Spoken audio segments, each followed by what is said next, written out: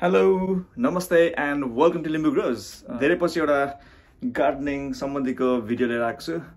Busy भयो लाइफदेखि त्यसै कारणले भिडियो अपलोड गर्न टाइम पाइरहेको थिइनँ। पछाडि देख्दै हुनुहुन्छ मसँग स्टिल निकै धेरै खोर्सानीहरू छ।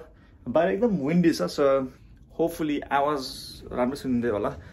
एकछिन देखाइदिनु पर्यो हाम्रो खोर्सानीको स्टेटस। सो तपाईले यहाँ देख्दै हुनुहुन्छ मसँग स्टिल नागाहरू चाहिँ टन्नै छ। यो मेरो गाउँको बाजेहरूसँग मैले फेस टाइम गरेको थिएँ अनि प्यान्डी रागे खोर्सानी भन्छ भनेर भन्दै हुनुहुन्थ्यो। रुख टमाटर यसपालि फलेन, सो यो विन्टरमा मर्छ होला जस्तो लागिरहेछ।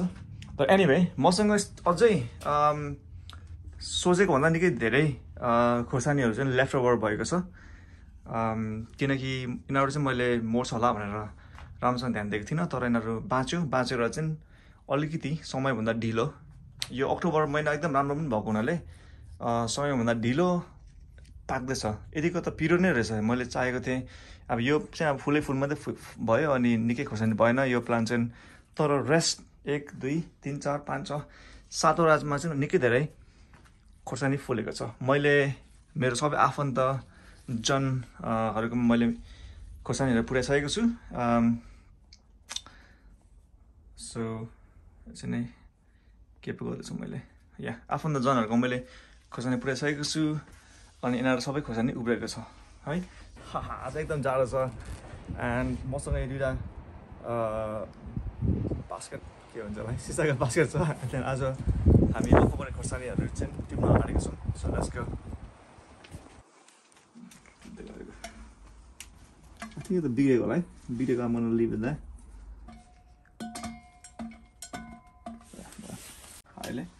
I mean, look at this. It's got the movie bonus होला के पो seed के, so that I can grow them next year as well. So यो चिली चाहिँ मैले एक वर्ष अगाडि रोपेको एन्ड खानु डर लाग्यो किनकि अति पिरो थियो। सो अब बल्ल टिपेर के गरौँ थाहा छैन, बट टिप्नु चाहिँ पर्यो किनकि चिसो हुन थाल्यो एन्ड देन मोर्छ प्लान्ट भनेर। न कति किलो छ, बट इट्स प्रिटी बिग। अब अकबरीको पालन Akbari here, some with the red ones. Too much package जस्तो छ already. Oh my god, look at the size of it. I think यसको चाहिँ बिउ राख्नुपर्छ होला। I think I'm gonna do this.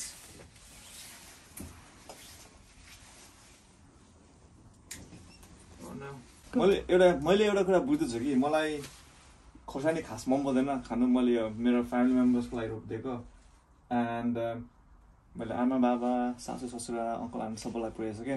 यो चाहिँ उब्रेको खोर्सानीहरू क्या खास। यो चाहिँ त्यो सेकेन्ड क्लास खोर्सानीहरू थियो, बट आई डिडन्ट नो यति धेरै सर्भाइभ हुन्छ भनेर। एन्ड अहिले चाहिँ टिप्नु पनि झोलाएको छ क्या एउटा बोट। मलाई इन्ट्रेस्ट लागेको थियो एउटा त्यो हेला गरेर राखेको बोट हुन्छ नि, यो मैले हेलाइ गरेको। I didn't look after this boat that much, तर पनि यति चाहिँ हुँदो रहेछ एउटा बोटदेखि। खाँदै गर्दा पनि टिपेर खाँदै पनि गरेको स्टिल यति छ। And we have 1 2 3 4 5 6 7 8 more pots to go. यो त भरिन्छ होला। This is 10 nice. So plant number 4 यो चाहिँ भाले रहेछ है, किनकि यसमा कुनै पनि उम्रेको छैन, प्लान्ट फलेको छैन। यो पनि भाले रहेछ दुईवटा चाहिँ। त्यो प्लान्ट नम्बर 7 आई थिङ्क यो दुईवटामा चाहिँ निकै धेरै छ। I think there was like over 200 each maybe. Let's just see ल कति रहेछ। अलरेडी हामीले हालिसक्यौँ है त्यसको already, but let's look at the त्यहाँ हेरौँ त अहिले यतिको भरेको छ है। अब दुईवटादेखि कतिको एड हुँदो रहेछ। Let's just have a look.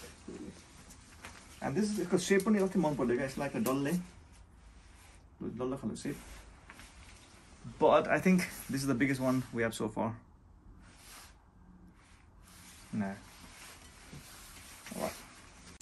टिप्नु है, it's quite relaxing and fun.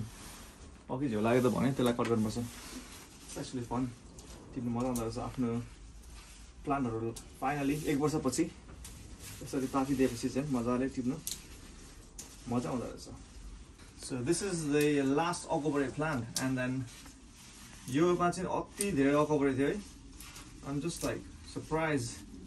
One of the most productive plant. And then this is the last. And then look at that. It is there. So from one plant. Yo चाहिँ हाम्रो अकबरे उब्रेको अकबरेको last harvest. हेरौँ. It's good. यसो नाङ्लोमा हाल्दा धेरै छ क्या. There you go. Look at that. Hey, देखाउनु.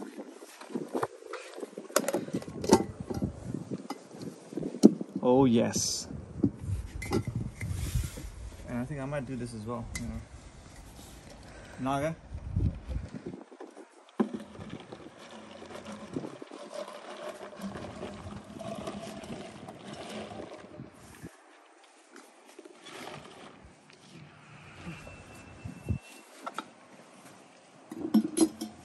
Scotch bonnet.